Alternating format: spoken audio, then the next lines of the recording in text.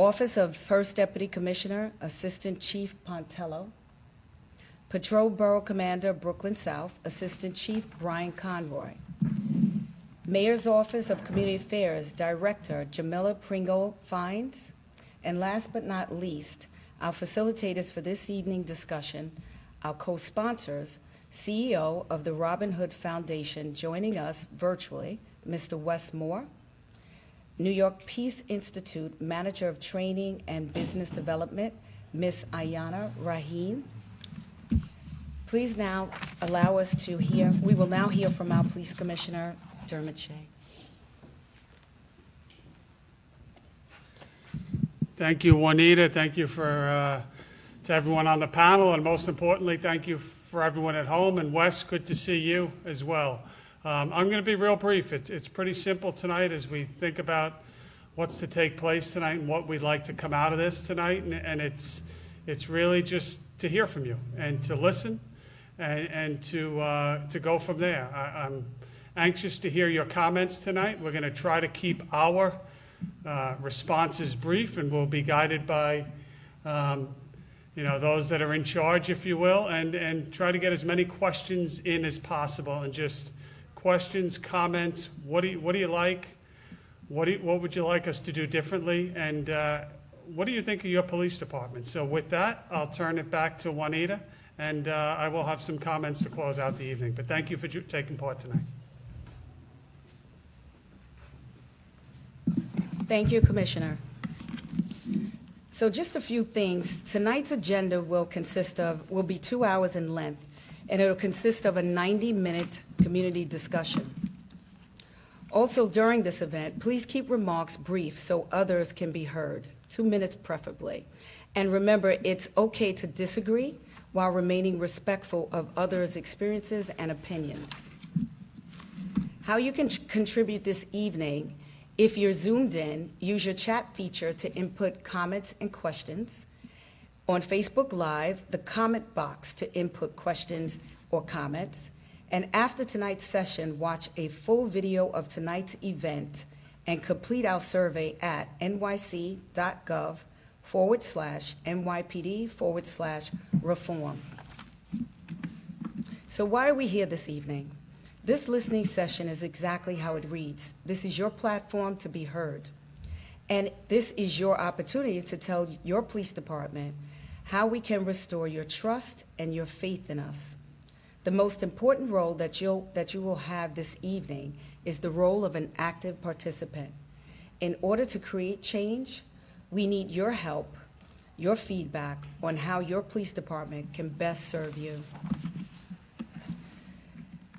The NYPD is ever evolving, especially in the area of strengthening community relations. In 2015, the department transitioned to neighborhood policing. We now have over 1,000 members of the department dedicated to this position in every precinct in New York City. Stronger relationships play a strong role in precision policing, helping us to focus on the small fraction of people responsible for the bulk of crime in New York City. Precision policing over the past decade has resulted in 49% fewer arrests and 83% fewer criminal court summonses issued. Today in 2020, the NYPD continues to evolve as an agency to improve our product for the public, starting with my office, Collaborative Policing. Our mission is to find innovative ways to serve our community, improve access to services, enhance community, government, and advocacy relationships, design creative crime reduction strategies, and increase non-enforcement options available to our officers. Also in 2020, under the leadership of Police Commissioner Shea, the NYPD has renewed its commitment to proactively reach young people to provide constructive engagement strategies, connecting them to resources and opportunities in their community. Understanding our communities is critical to serving our communities. So we encourage you to continue this dialogue by having your voice heard at your local community council and build-a-block meetings. To assist us in hearing your voice more clearly, the department has developed a customer service initiative. that will be implemented citywide, providing you with an exceptional experience when entering any of our facilities or interacting with any of our members. Additionally, as part of the program, we have developed a customer service survey, allowing you to share your experience so we can continue to improve. I have no doubt that with this continued improvement, we will encourage all of the great minority communities in New York City to pursue a career with NYPD. I will now turn this discussion over to Assistant Chief Matthew Pontello.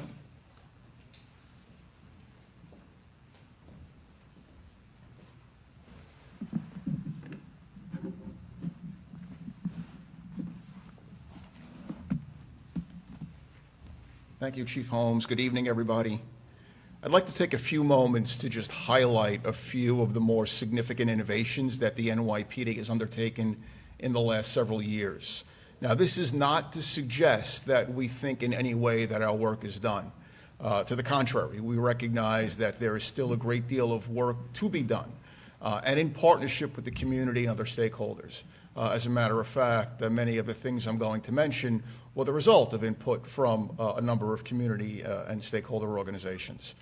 And really what this is all about at the end of the day is that our efforts here are at continuous improvement. We recognize we're always seeking to improve, always looking to make the department better and provide better service to the public. And the first area I want to touch on is training. I cannot overstate the value of training. And it's not just for new recruits, right? Really, it's a career-long process of professional development. A lot of the skills that we teach cops are perishable. I mean, think about in your own experience where, maybe at one time you learned how to do something or you knew how to do something, and then as time went on, if you didn't do it in a while, you forgot it. I find myself all the time going on YouTube, looking up some instructional video on how to do something at home.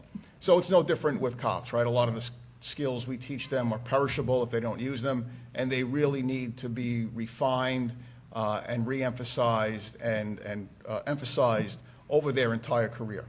Along those lines, we've expanded our commitment to training. There was a period of time when I first came on the job where typically we would have about 3 days of training annually. Now, for the average police officer, it's 10 or more days, full days of training every year.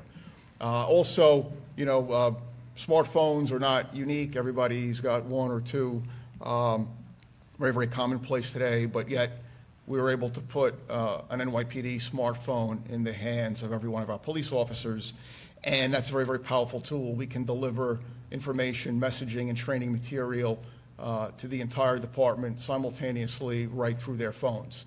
And to date, we've delivered about 100,000 hours of training to our members.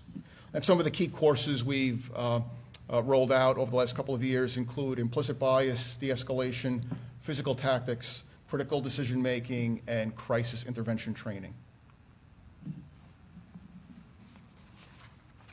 Perhaps the most critical decision a police officer can ever make is the decision to use force.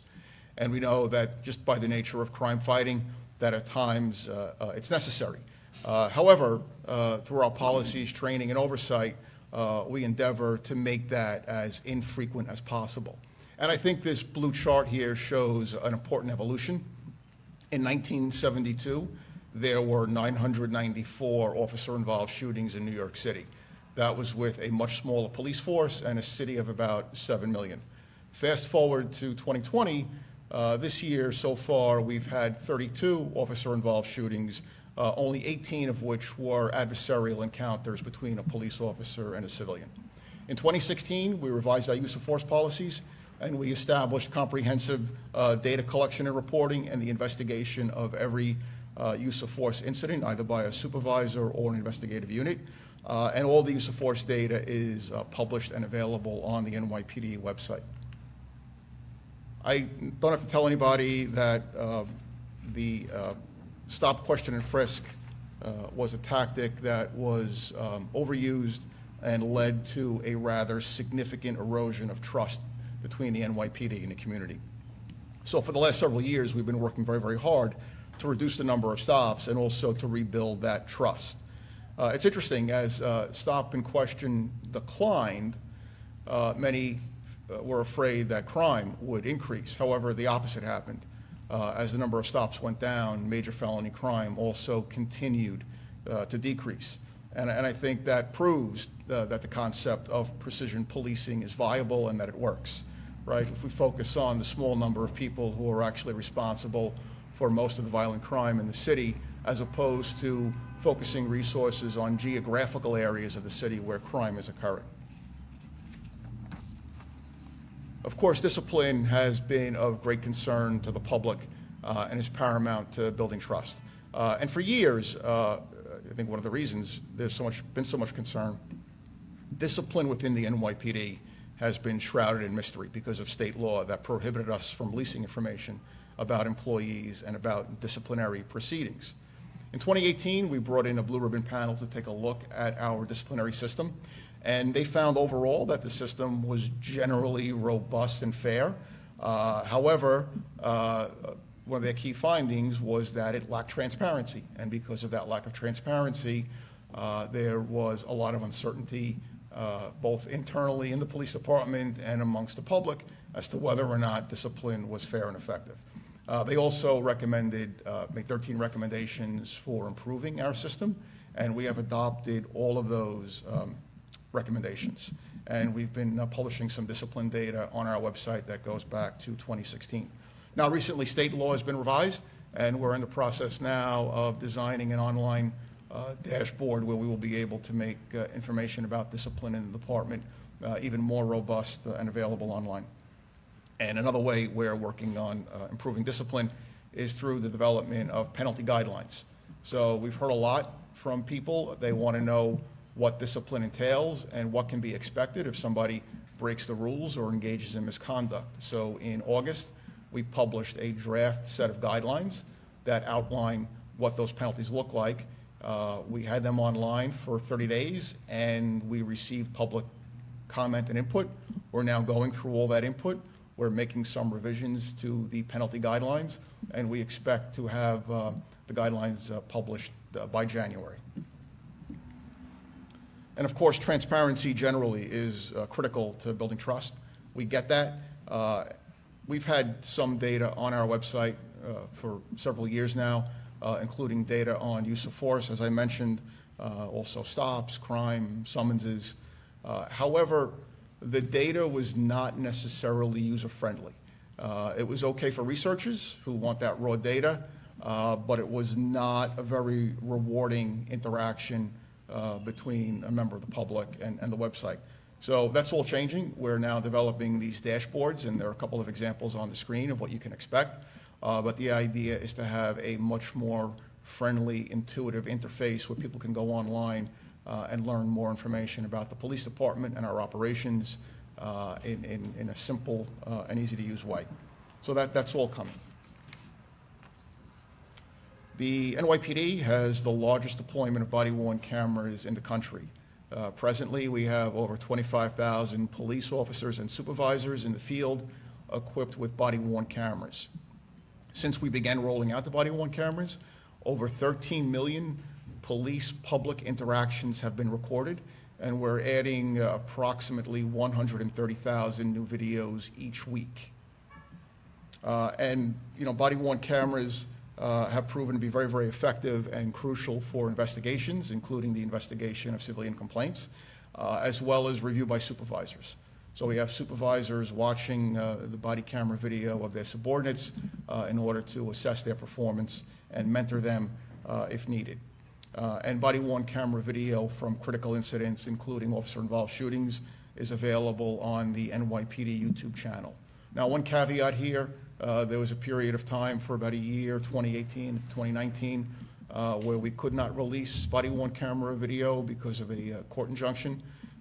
So there's a gap. However, we are in the process now of going back and publishing those videos as well. And of course, if we're going to deliver a quality police service, we have to look inward first, and we have to listen to and address the needs of our employees. And we're doing this in a number of ways. One way that we're engaging our employees is with a series of forums on race and social justice. So these forums have been very, very emotional. The feedback has been very, very powerful. And from those discussions, we're getting ideas on how to make the NYPD more inclusive and equitable. We're also supporting the health needs of our employees. We're doing this to improve their resilience and also help them to address the stress and the trauma that can come with policing. One way we're doing that is through a peer support program. At this point, I'll turn it back over to Chief Holmes. Thank you.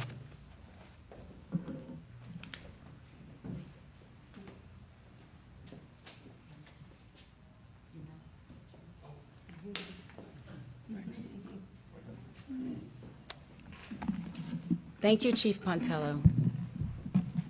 Okay, so one thing I want to state before we begin with the program. There's no silly questions or comments, so please, if you have a comment or question this evening, be sure and participate. In addition to that, this is our 6th listening session. So with that being said, we've heard a series of questions ranging from diversity, concerns about training, person and emotional crisis, and also the health and well-being of our police officers. Just know that if we don't get to your question or comment this evening, that it will be cataloged and it will be definitely considered, or I should say used, as part of the police reform for New York City. I will now introduce our facilitators for tonight's discussion, Mr. Wes Moore, virtually, and Ms. Ayana Bahin. Thank you. Thank you so much. Good evening, everybody. My name is Ayana Bahin, and I work for the New York Peace Institute, not for the NYPD. New York Peace Institute is a nonprofit here in New York City, and we help people have complicated conversations. We facilitate them, we mediate them, etc. And so we're glad to be a part of tonight's conversation. And my job here really tonight is to help lift your voices and to make sure that what you have to say is heard. And I'm going to ask Wes to introduce himself now, too. Good evening, everybody. It's good to see you this evening. My name is Wes Moore. I'm the CEO of Robinhood, and not only am I a facilitator for tonight's conversation, which we're very eager and excited to have a chance to hear from you, I'm also one of the community partners along with Jennifer Jones-Austin and also Arva Rice for the Reform and Reinvention Collaborative. Very much looking forward to hearing from you tonight, and thank you again for having me. Thanks, Wes. And just again to reiterate for everybody out there what the plan is tonight, we want to hear your voices. You're going to ask questions, you're going to share your experiences, your stories, and we're going to give the people here on the dais a chance to respond, at least for a big part of tonight. And then we want to hear your ideas for the future, what you think can make the department even better, and where you think we should take it. So we've heard you for the past few nights. Today is the first night that we're doing this where the entire audience is virtual, and the hope with that is that we'll get to hear even more voices. But it also means that the energy in the room is a little weird, so be patient and work with me to really bring your voices into the room. Okay, so we're going to start with our first Zoom question, and it's Robin Reed. Robin. Are you there?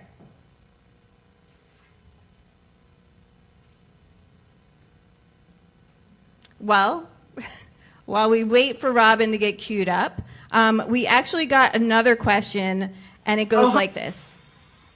Is she there? Sorry, I was able to unmute now. Okay, great. Welcome, Robin. Go for it. Hi. All right, so my question is around gun control and guns. So I follow the 67th precinct on Twitter, and I see a lot of pictures of guns being recovered from the streets, but it seems like for every one, it's like whack-a-mole. Like for every one, there must be another 5 or 10 that are popping up. So my question is, what can you realistically do about gun control? What have you done about gun control? And yeah, I guess that's it. Okay, so who wants to take that? Okay, gun control. What's being done? Short answers on gun control. That's a challenge. What I will say, Robin, is you're right. It does seem like an insurmountable amount of guns. When you look across the NYPD, we're up 13% this year in guns, and Important to highlight again that New York City was shut down for 3 months, and we're still up 13%. And some would say, well, maybe you should be up more with the increase in shootings. I think we're up 30% over 2 years. Our strategies over the last number of years has focused on people willing to carry a gun, and that even smaller number that is willing to, unfortunately, pull the trigger.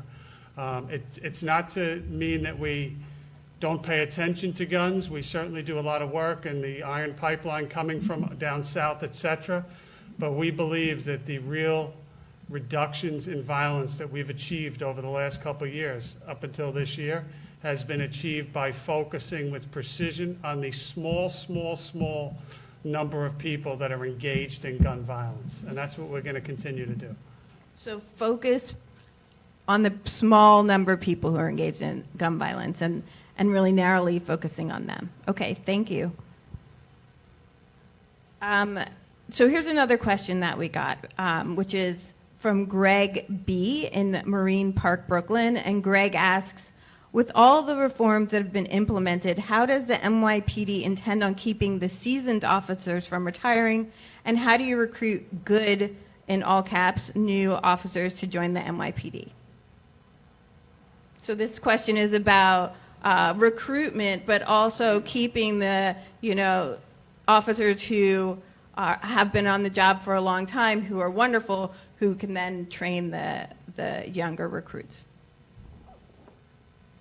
So that is a challenge. On the recruitment side, we focus our recruitment primarily in New York City using local media, social media, as well as our outreach through NCOs and people in commands.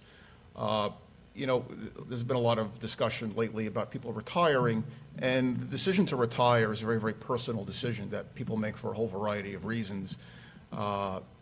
It's just the nature of the department and part of the natural evolution, which is actually a good thing.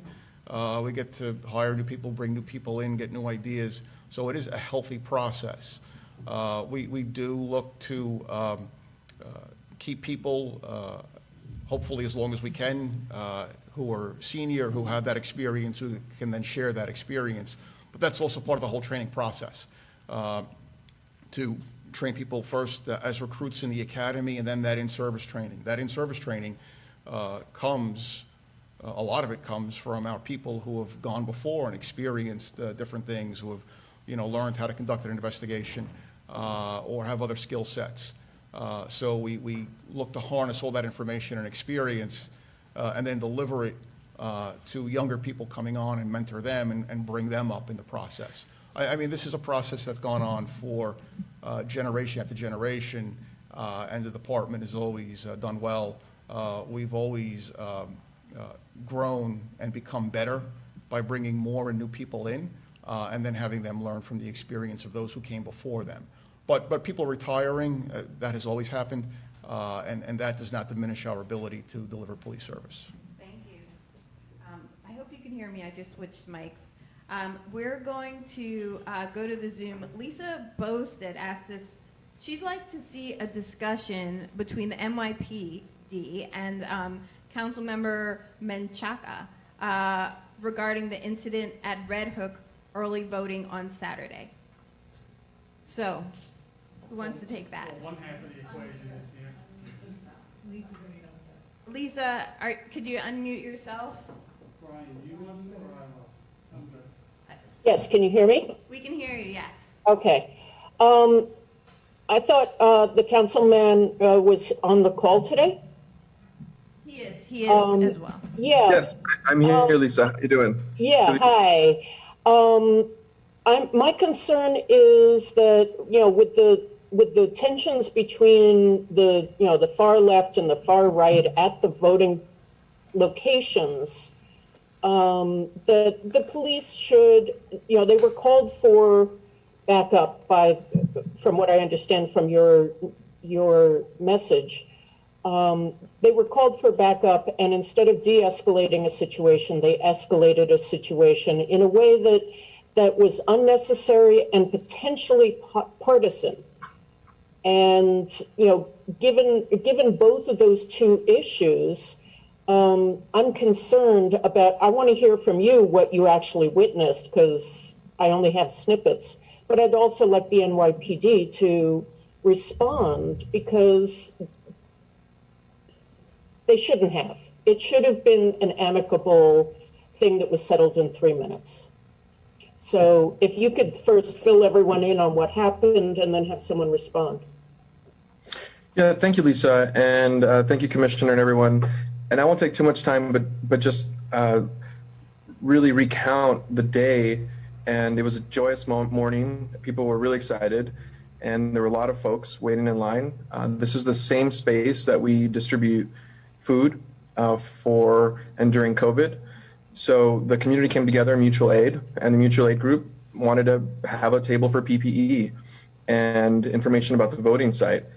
And very quickly, things became escalated by 3 officers that were summoned by the Board of Elections staff there. And things went from initial conversation to seizure of property. And that left a lot of people shocked online, and with 2 elected officials there, it was a big concern for us about how that happened. I was on the phone with a captain at the same time, asking him to calm them down because we weren't able to do that. And then they came back an hour later and returned the stuff and apologized. And I think all of that is a big concern. And I want to actually propose legislation to remove police from the poll sites and allow for the state to really bring in clarity about what a peace officer is, because I think that's the other option we could bring, because the NYPD and the PD, specifically not the PD, but the PBA has endorsed Trump, and that's a political move. This is now a political organization in the eyes of so many people, to your point, Lisa. So thank you for giving me the space to think about that with you and the commissioner. Thank you both. Yeah, Lisa, I will thank you as well. I think the discussion is healthy, and Councilman, thank you for being. I didn't know you were part of the Zoom tonight, so that's great. It makes it real interesting. I'll tell you what I know of the incident, and probably, that it's probably not far off from what was just described. There's usually a few other details. For those on the call, because I think it's important to level set here, by law, we are mandated to be at the polling sites in New York City, and that's why we're there. That has been for decades, essentially, at this point.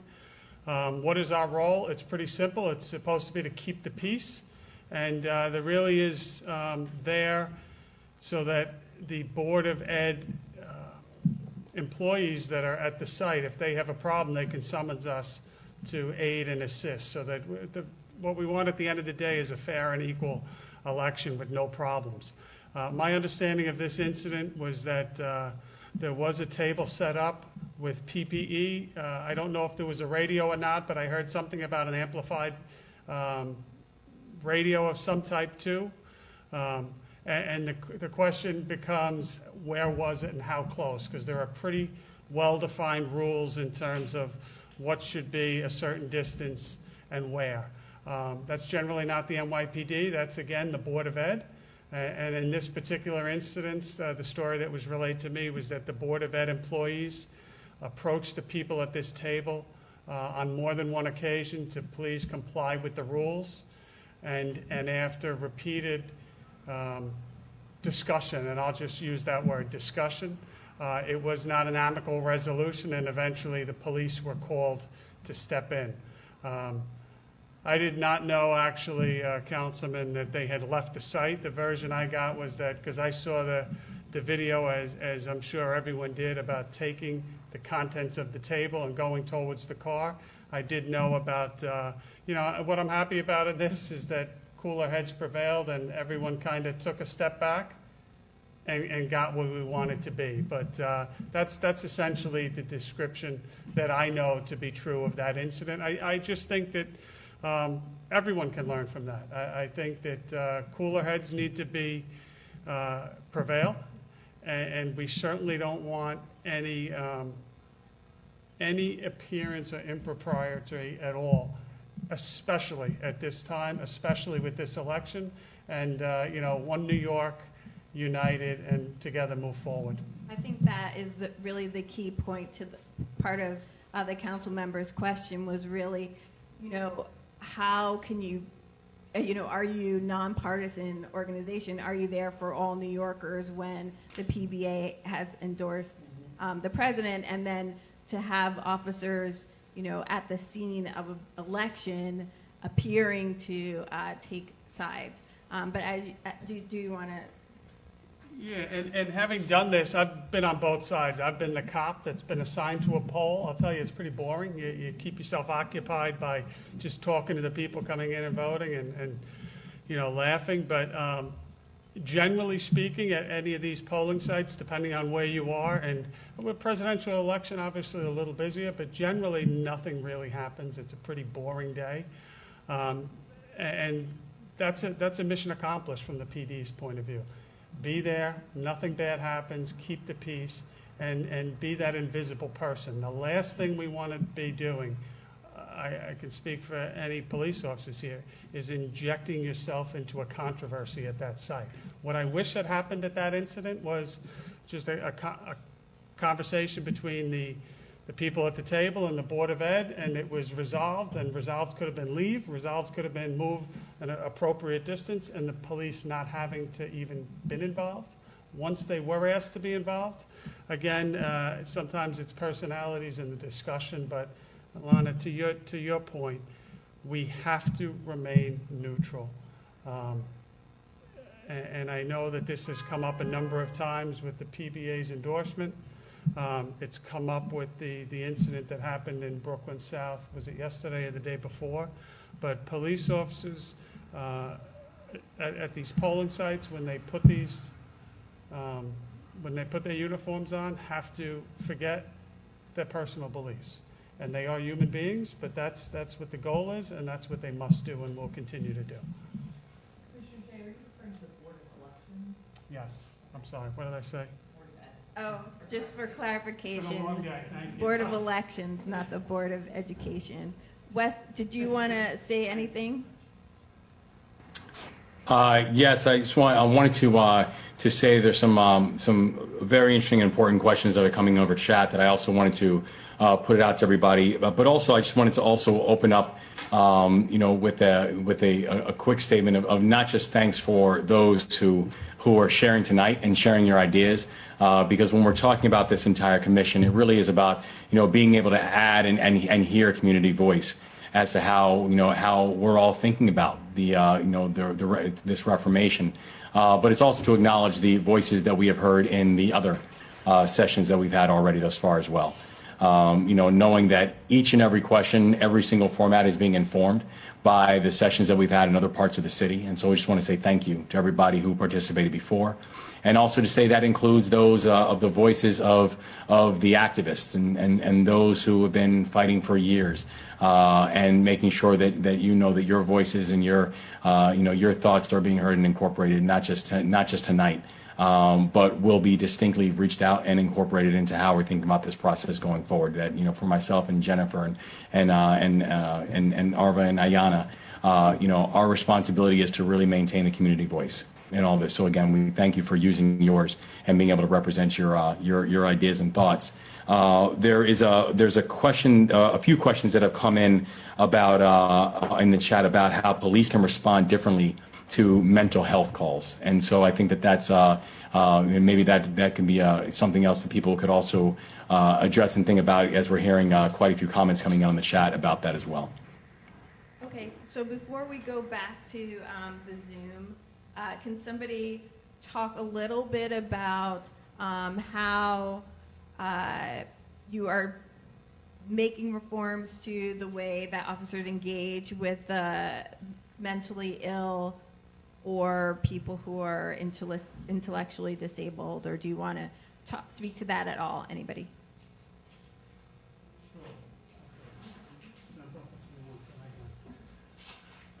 So, coming up, Annie, I'm the first seat, so if you don't want me, you're in you the hot gotta. seat this time.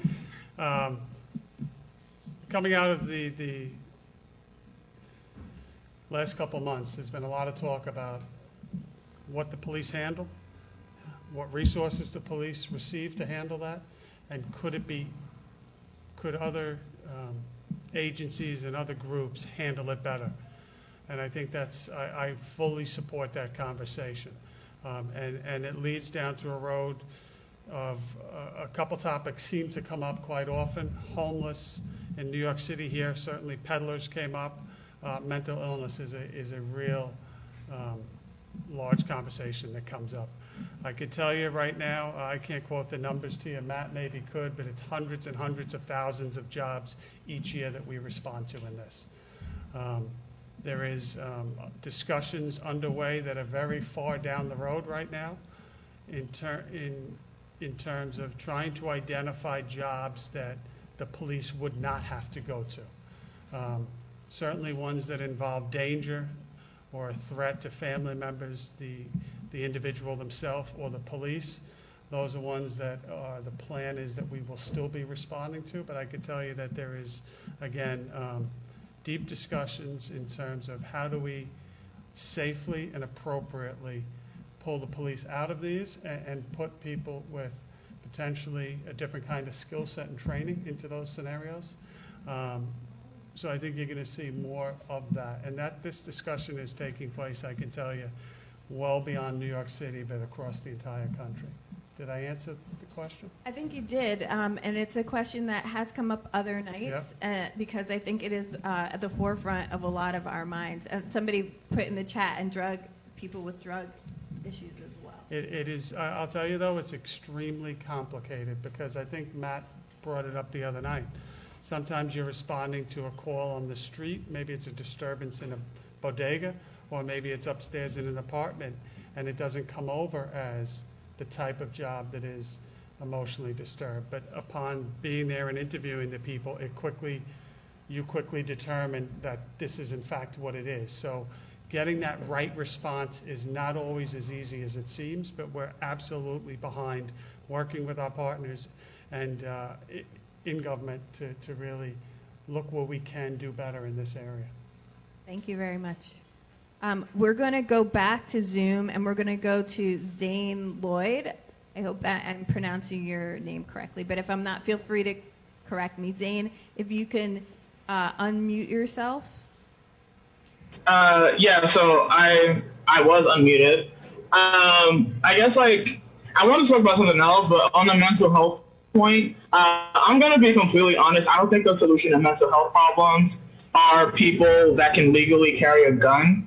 I think that makes things more dangerous. So unless there is a plan to take away the guns of police or to make sure that they are not carrying their guns if they do have to make a mental health call, then sure, I'll feel better. But ultimately, I think that people who have had the actual training and understand the different types of mental illnesses should be the ones to take these calls. And that is not police officers. But also, I think that I signed up to be part of the Zoom call because I did see the footage from Red Hook.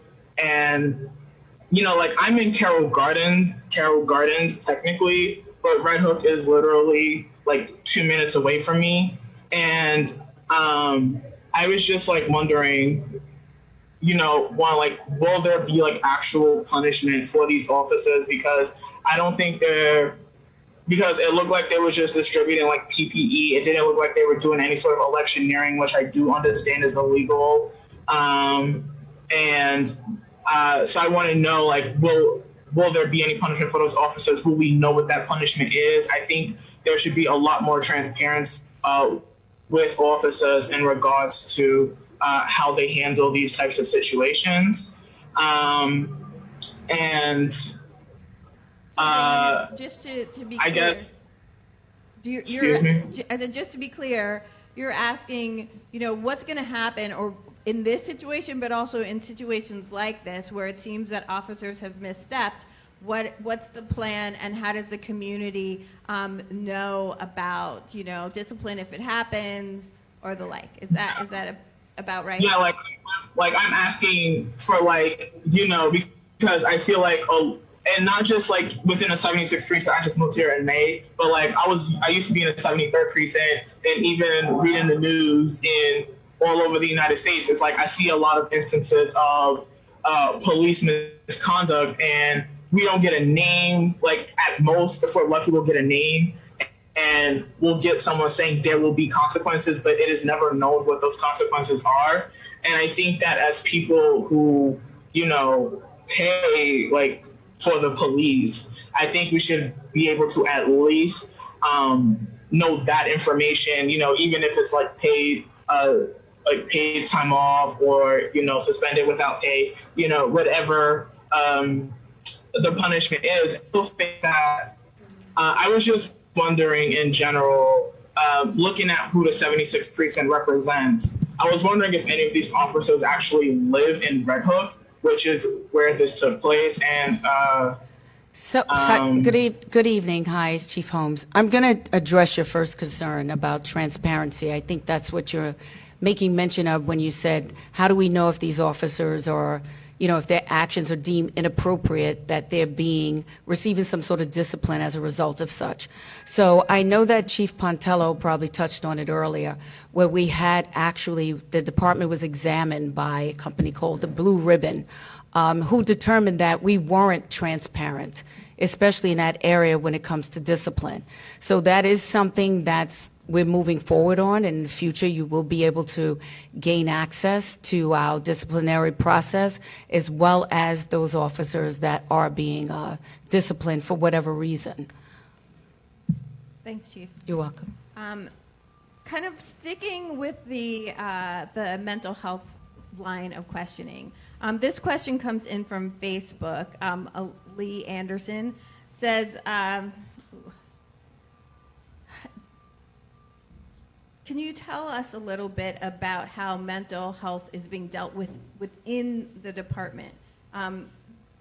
Lee wants you to talk a little bit about how you're supporting officers who are struggling with mental health issues or pressure, if they get training, and what other kind of supports they get around that.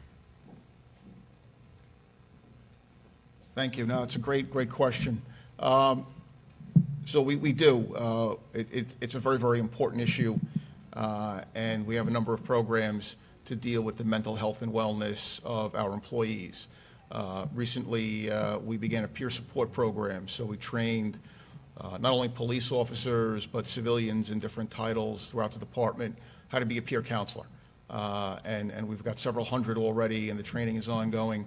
The goal is to have at least one or two in every command and every facility citywide. Just to be that listening post and that person who can help you get the resources that you need. We've also been working with the insurance providers through our health insurance to make sure that members of the department have access to comprehensive health care, including mental health care, and that some of the red tape to getting that access has been broken down. We've also done a comprehensive training effort, both in-person training and a series of videos, including testimonials from people who had gone through a personal crisis and who sought help and got the help they needed and then came back to be productive employees. So having those success stories out there, people who are real people, not actors, people who wear the uniform and went through a personal crisis and overcame it, is very compelling for other people to come forward and share their stories and also get the help that they need. So it's an ongoing effort. It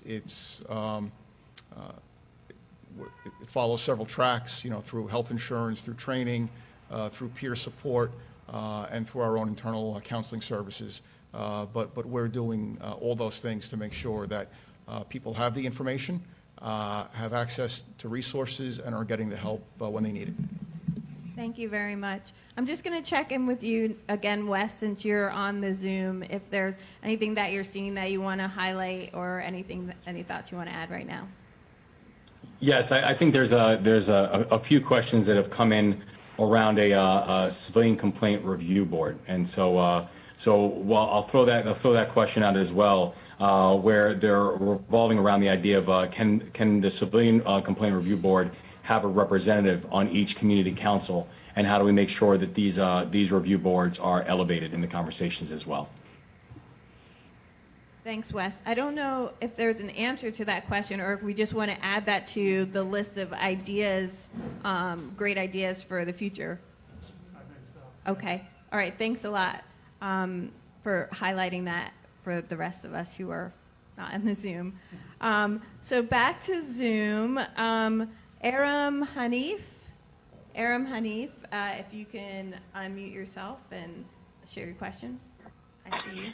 Hi, this is Iram Hanif. First of all, I would like to say that thank you all the NYPD officers for doing the great positive work in our community. I want to highlight two things that during the recruitment process, the individuals or the officers, those who are living in particular district, should be deputed into the prisons because if the officers are living in a particular district, they're serving that community, they know the community better, they know the problems more better. And many times they can figure out root causes very quickly and they can intervene and combat these problems. Secondly, the communities, there should be a representation of all the communities living in particular district in every precinct, especially in units like community affairs, NCOs, and the YCO program. Thanks, Aram. We appreciate that comment. I think that, it echoes some of the other things that we've heard from other Zoom callers and people in other meetings, specifically that officers should be living in the districts that they police, or at least have some kind of personal connection to the people that they're serving. Going back to Zoom, Janet Ferreira. Janet, are you there? And if you are, can you unmute yourself?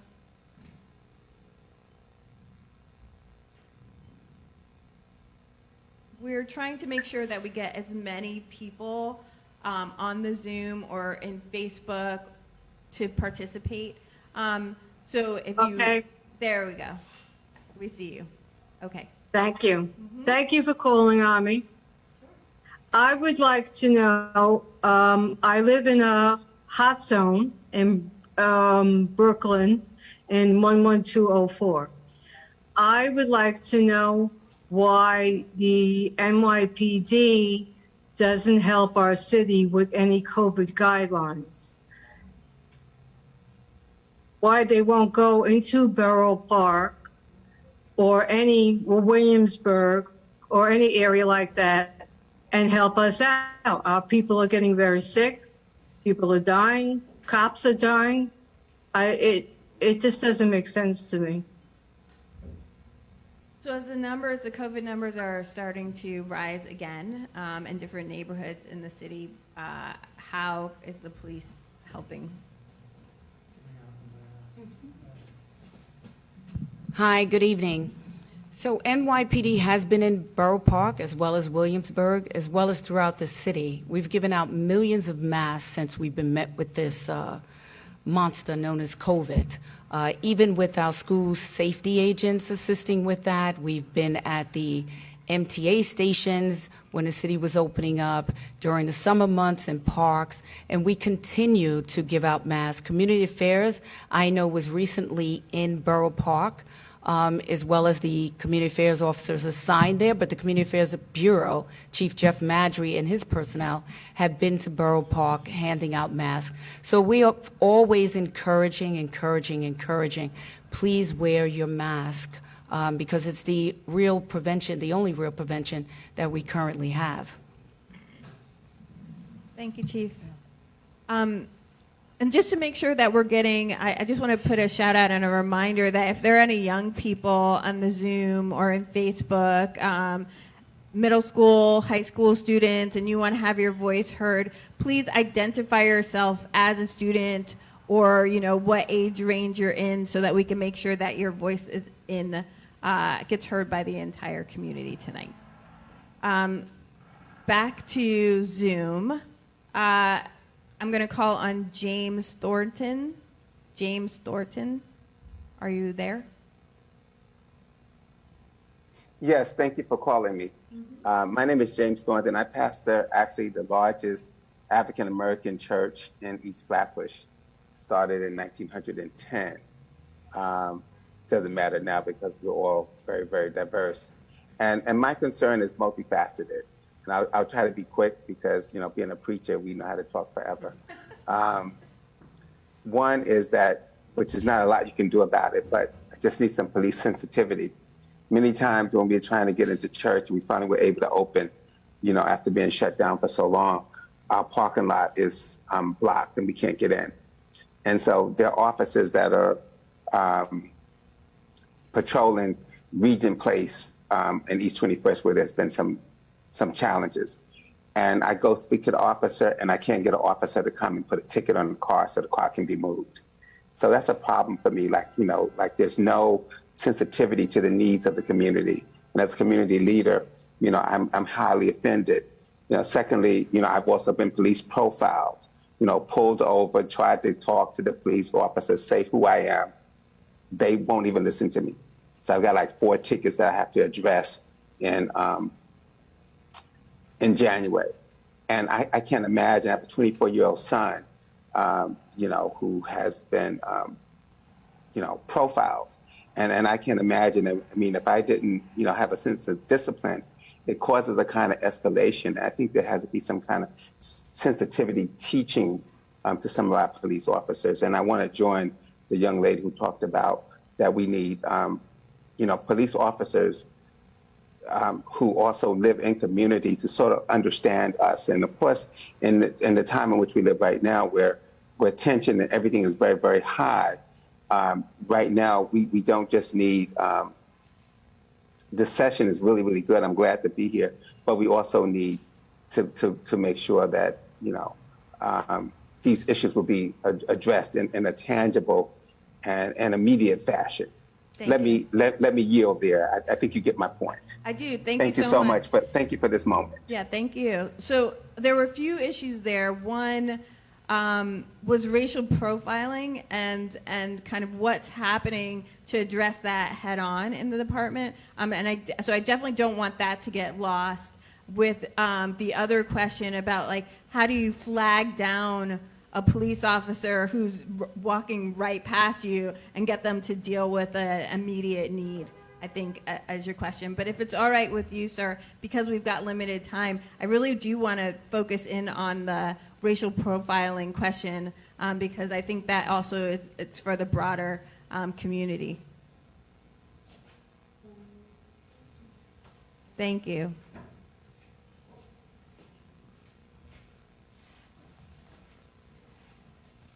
Good evening. I'm Assistant Chief Brian Conroy, Commanding Officer, Patrol Board, Brooklyn South. Thank you very much for your questions. I can speak specifically about your individual concern, and we will address that. I heard you loud and clear, and we'll take a look at that. Certainly our police officers should respond, and I would expect them to respond to any citizen who asks them for help. As far as anything to do with racial profiling, that's certainly not tolerated, and we talk about all the training that we go through. I think the Commissioner and Chief Pontillo mentioned certainly the drop in stop and frisks over the years has been certainly amazing, but that was to address, part of that was to address the concerns of racial profiling. But we can, we work hard. I know your police officers work extremely hard in your neighborhoods to keep your neighborhood safe, but we can be better, and we can always be better, and we do need to get better, and we will. And we're working hard towards that. So we will address your concern, and we will address the totality of what you mentioned there. So I certainly appreciate you bringing it to our attention. Thank you. So the switch to neighborhood policing, but also ongoing training around racism, bias, and the like. Sure, and that has been mentioned here. The training is ongoing. We have new training, implicit bias training has been mentioned, but certainly issues against certainly racial profiling or stereotyping are very big concerns within the department, and we are addressing those concerns through training. Thank you. Chief Holmes, I know you want to say something, and you too, Commissioner. Sorry. So just to address the issue of racial profiling, first of all, no one should be made to feel that way. So I publicly apologize for you even feeling that way. But with that being said, we have strong discipline surrounding, as well as strong policy and procedure surrounding racial profiling. It's investigated by internal affairs or whatever appropriate venue that actually receives the complaint. But I think what I want to touch on is that hopefully, since it's being mentioned here, your racial profiling incident, I hope this is not the first time that our agency has heard about that.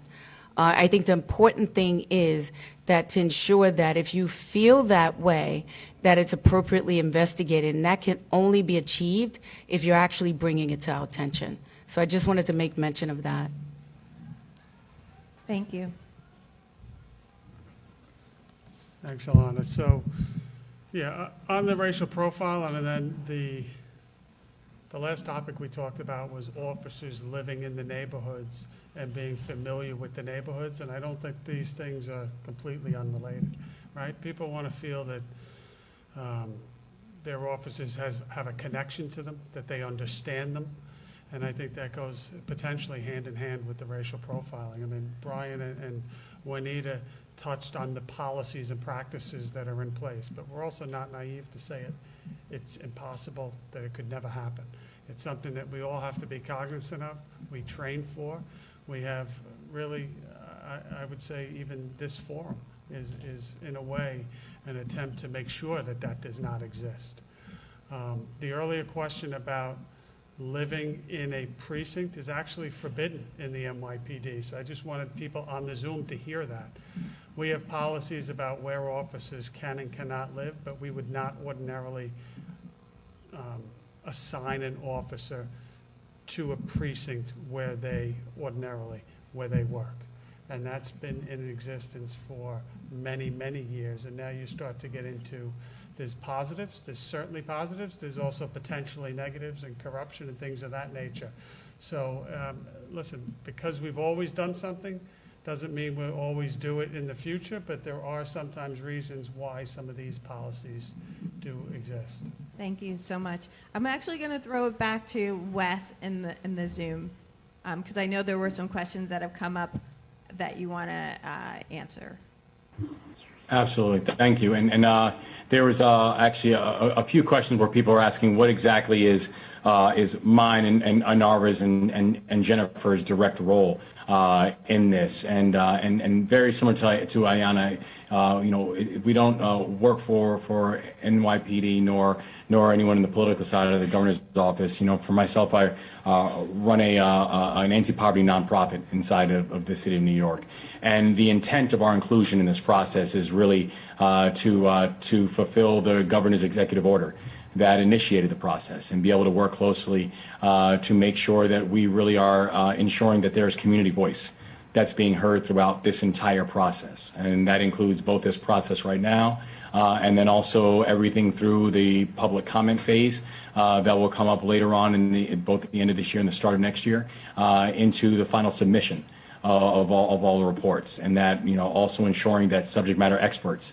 inside of the advocate community, like public defenders, are also heard in this, and it really is to ensure that the voices of all of the community, of you all, the community that we are working every day, that they're being heard, not just in these forums, and making sure that these forums are not the end of a process, but really what these forums are an important start to a larger process. And I know that's something that we've been working closely with the commissioner and also the senior team on that as well.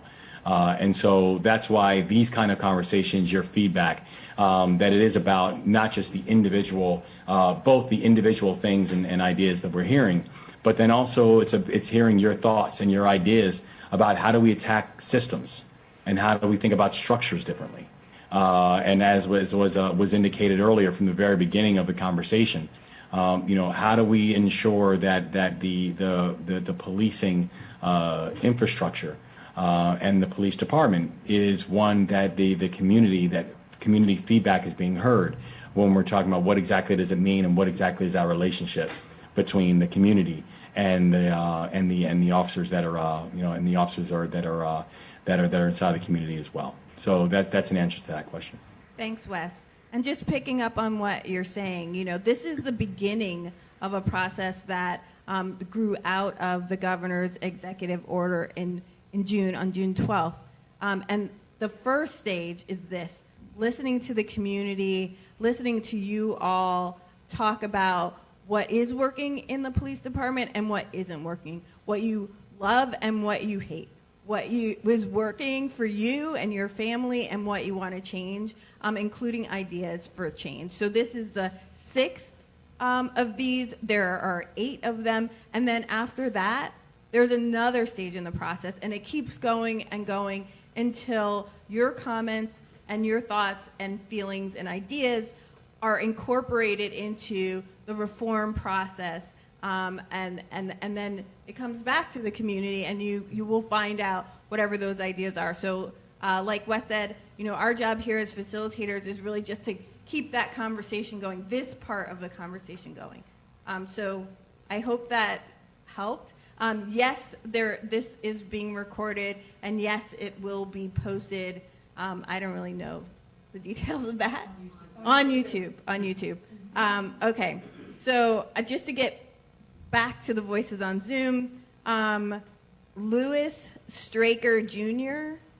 Louis Straker Jr., if you can unmute yourself and tell us what you're thinking. Hi, good evening. Thank you very much. Pastor Louis Straker, Reflections Church, also clergy lead for 67 Precinct Clergy Council. Quick question. What are your views on community involvement in the selection of precinct commanders? I think that is really important, that the commander is in touch with the community and that the community is able to identify someone that can relate and also understand the needs. What are your views on that, and how can that be accomplished?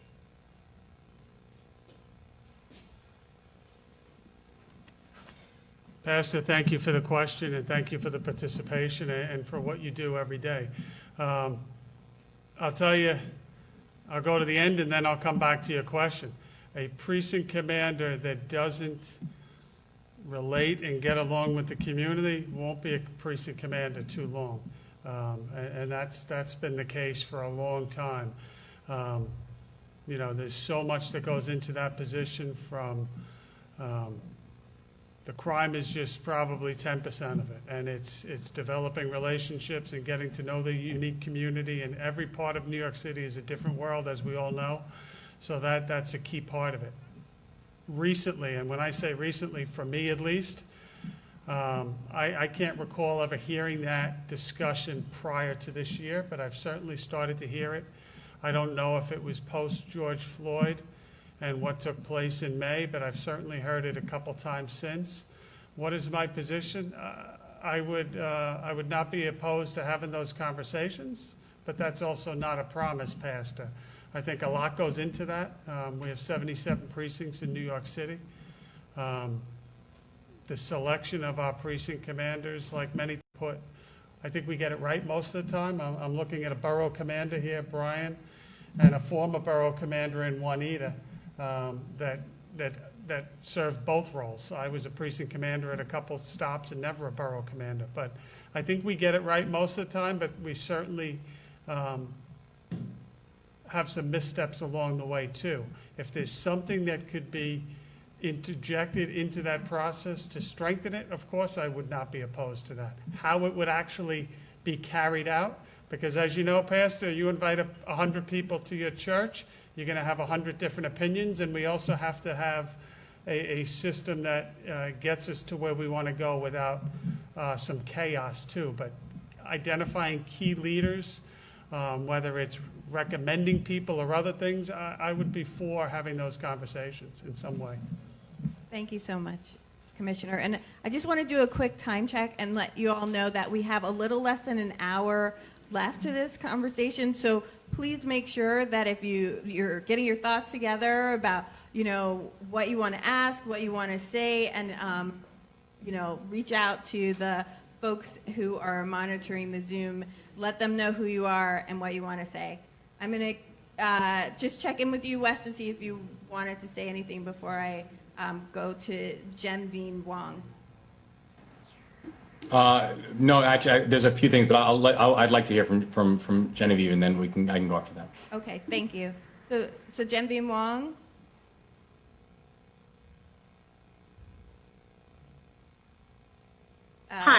Hi, it's Jenvin Wong. Jenvin, apologies.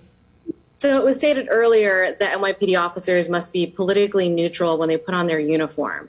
And in the past, NYPD has publicly attacked bail reform previously and still, regardless if it's based on fact or fiction. And in fact, data from this past summer from the Mayor's Office of Criminal Justice and NYPD contradict the claim that bail reform caused any kind of rise in crime. And so the question is whether or not the department would now retract their attacks on bail reform at this time. Yeah, well, I will not. What I would tell you is I don't view that as a political argument. I could care less whether it was Republican, Democrat, Independent, or anyone else that passed the law. What I'm concerned about is the law. I think it was an incredibly well-intentioned law that accomplished a lot of good. But like anything, we would like to be, just as you would like to be a part of the discussion tonight, we would like to be a part of the discussion on issues of public safety that impacts New Yorkers. And I think that that was where we missed the boat a little bit there. I think that the law was incredibly effective on driving down incarceration levels, but we pride ourselves here on driving crime down and keeping the public safe and trying to do it as fairly as possible. And I know I respect many other people have many other different opinions, but we have an opinion too, and we would just like to be in that room, and we think that we can accomplish everything there. Right now, you made some statements. I would disagree respectfully with some of them. What I'm concerned about right now, above all else, is the safety of New Yorkers and the status quo. I think you may not attribute it to bail reform, but the status quo this year, we have to do a better job, all of us. I'm not talking about the police department or pointing fingers at anyone else. All of us, we have to do a better job for New Yorkers than is being done right now, because literally people are dying every day. So from your perspective, you know, this is bail reform is a real conversation that you want to be a part of, have a seat at the table. Okay, thank you. Ray Ayala on Zoom. Ray, are you there?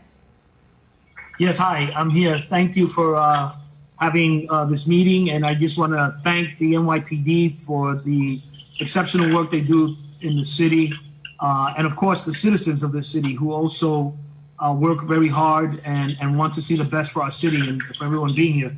My statement is one regarding, you know, things that I think need to be done, and I think that, you know, I'm sure and I know that the police commissioner and the top brass knows this stuff. They've learned this stuff. They go to a lot of different professional forums where this stuff is discussed. We know that in order to be effective at policing, we need to have relevant training, which I think the NYPD has implemented and will continue to implement. But we also need effective police supervision. We need swift discipline when police officers on the street violate policy. And I'm really concerned about the ratio of supervision. I know that the police department right now is understaffed, and I'm wondering what are, you know, on an average, what is the ratio of a uniformed patrol sergeant to uniformed patrol officers on the street? Because I think that that's very important. When officers are responding to critical incidents and they're calling for a supervisor, there needs to be an immediate response from an effective supervisor, a supervisor who's going to be able to give proper guidance to the officers on the scene and to ensure that they're following policy. You know, and then the last thing I want to say is something that stuck in my mind. I remember looking at the Eric Gardner video, the full video of it. And I remember during that incident where several ununiformed police officers were grappling with Mr. Gardner, there was one female uniformed sergeant in uniform, and she walked over through the incident and she was looking at the officers as they were grappling with him, and she walked away. She walked away and she wasn't given any guidance. She didn't stand there and say, hey, don't grab him that way. You know, let's do this, let's do that, let's give directions.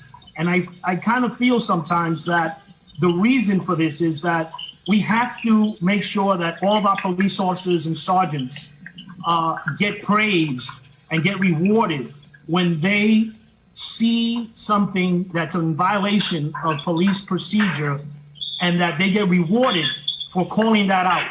So I think that besides the three things I've mentioned, the relevant training, effective police supervision, what is the ratio of police sergeants to uniform officers on the street, we also need to start rewarding our police officers. I don't know what the reward will be, but rewarding them when they have the courage and the moral fortitude to stand up and say, hey, what you've done is wrong, and I'm going to report you, and to make sure that the top brass and that this city recognizes those police officers and awards them for that type of courage. Thank you, Ray. Thank you, Ray. So just to be clear, it sounds like you've got an idea, which is, about a way to address the quote-unquote blue wall of silence, which is to really reward the officers who call out bad behavior when they see it. But also, you wanted to talk a little bit about supervision and making sure that the officers are being well supervised and trained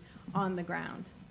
Yeah, great questions. I'll try to unpack some of it. So on the, really I think it's a culture question, right? How do we create a culture that incentivizes good conduct, reinforces good conduct, positive conduct, rewards people for stepping up and doing the right thing? So, we have some things in place now that maybe not as effective as they could be. We're about to begin a new training program that does just that, teaches people how to do that, how to have those conversations, how to intervene. We just completed a 2-year program of implicit bias training. And an important part of that training was that it was not a one-size-fits-all for every rank.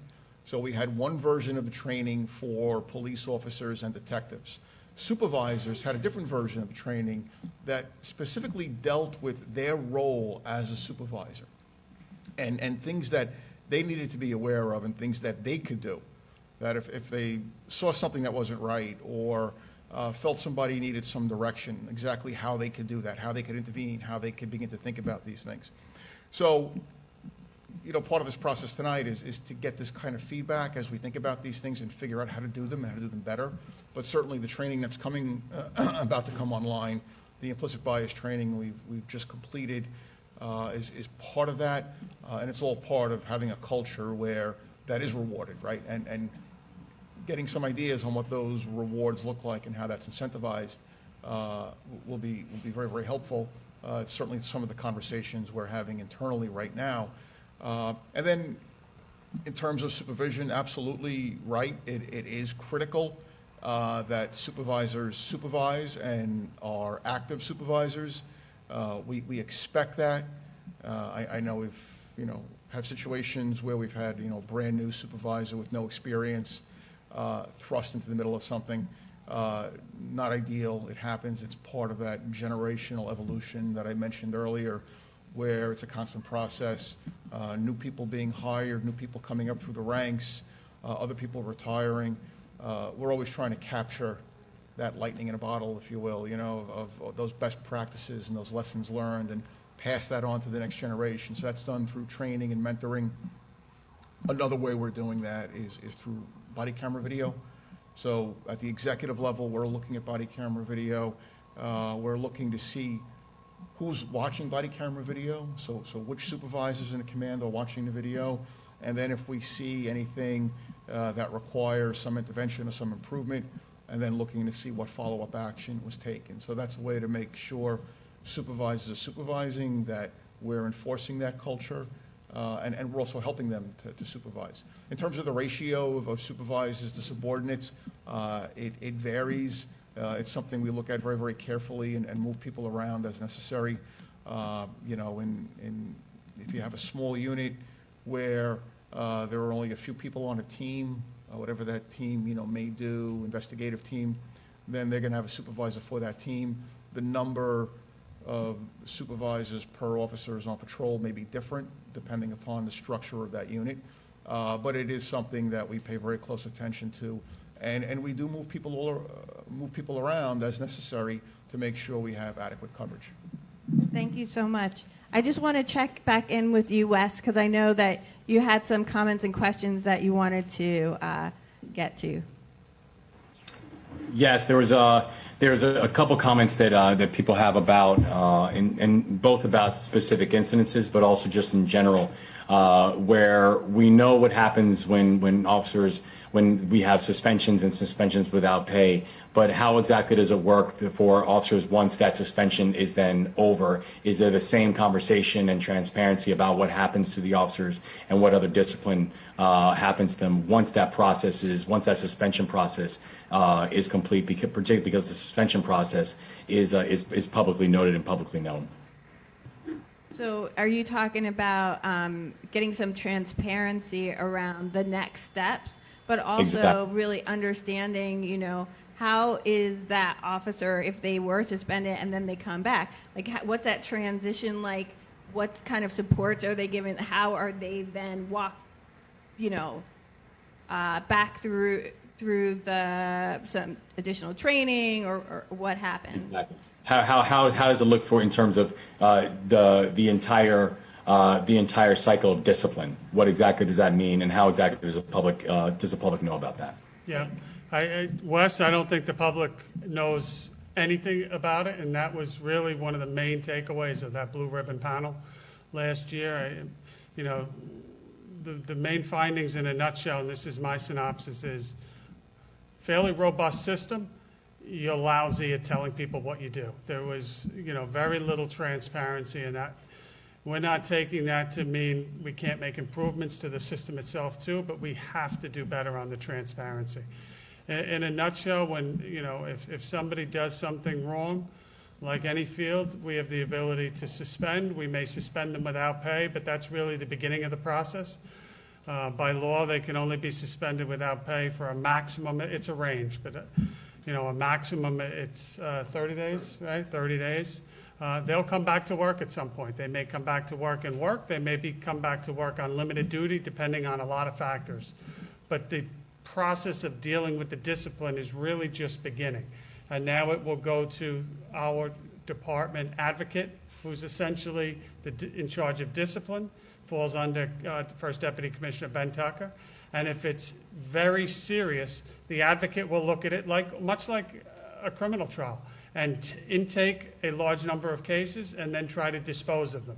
Whether it's training, warn and admonish, maybe it's taking of vacation days, essentially the equivalent of like a plea. If it's serious charges, a small number, but it works out into the hundreds, will go to an official department trial. And it's interesting to tell the public that last year, I think it was 2019, 98% of the cases that went for a department trial were found guilty. And the public doesn't know that. But that's a pretty significant, that's a pretty significant statistic. So suspension happens and then the process starts. And there is further discipline, potentially retraining, potentially reassignment. In extreme cases, somebody may have to leave the job, and we have numbers of officers that were fired last year as well, and civilian members, quite frankly. But it's, again, a pretty robust system, a lot of moving parts. Where we plan to make the major improvements is telling people what we do. With the repeal last year of the 50A law, that door is now open. There's still some unsolved litigation, but that is going to be moving forward, I would say, significantly improved. We've already begun to put a lot more information regarding our entire discipline process for the world to see on our open portal. So that's a good first step that we've done, I would say, in the last 3 to 4 months. Thank you. I'm going to read a Facebook comment, but before I do, I just want to remind you that if you did sign up to speak and we did take your question or your name, please keep an eye on your chat function so that you know that you're queued up next to speak. So I want to read this Facebook comment from Kevin Van Slyke, and he says, how do we remove union influence so that the people can have a say in the use of force policy making before a union delegate? I don't know if you all have an answer to that, or if you want to address that, or if we just want to keep that comment on the record for you to think about in the future. How do you balance, I guess, the union's voice with the public's voice when it comes to policy making. Okay. So we will keep that in the record. Back on the Zoom, Elaine Weinstein. Elaine, are you there? If you are, can you please unmute yourself? I did. Hi. Thanks for taking my question, or really a bit more of a statement. I put a few questions on. I spent a lot of my life in corporate, and I did basically racial diversity training, inclusion training, and what I think I've gathered, and I just wanted to share a bit, is I know you talk about being more transparent. You need to be transparent within the world that you live in. Yes, it's great for us to know how you've dealt with issues that are seem very intractable to us, and that's terrific. But if your police are not aware that certain behavior is being treated without question, no discussion, this is unacceptable behavior and it will not be tolerated, that is what spreads through the ranks. Now, I worked in union-based companies as well, and I know how powerful the unions can be. But if you have been successful in dealing with behavior that's been indicated as totally unacceptable, and if you haven't either disciplined or dismissed someone, that will spread through the ranks like wildfire, and that's how cultures start to change. If, however, it's a suspension and it's short term, and they're off for a week without pay, and they come back and the behavior repeats itself, that also spreads. So the second part of my statement, and I put it online, is that we did a reverse mentoring program where we took, if you will, the juniorists of police, and we partnered them with very senior police officers. And who was being taught was the senior officers by the junior ones about how culture has changed, what the world is like out there, what's it like to be a Gen X and a Gen Y, what's it like to be profiled repeatedly within their lives. And so what started to happen, now clearly that's not what we were training for in the corporations I was in, but I'm trying to reflect what we did, how successful it was, and if you could perhaps include that in your training. And what happens is that those junior officers become much more vocal, a little bit more powerful, and hopefully start to spread a different culture throughout their precinct at least. It's just a suggestion I have. I hope someone's listening to it. Thanks very much for listening. Thank you. Thank you for that. I'll be brief. I have to comment on that one. I thought you were spot on. I couldn't agree more. And what you do positively, what you do negatively will absolutely form the culture. I absolutely agree. And what I was thinking, Matt, last year we came out in the NYPD for the first time.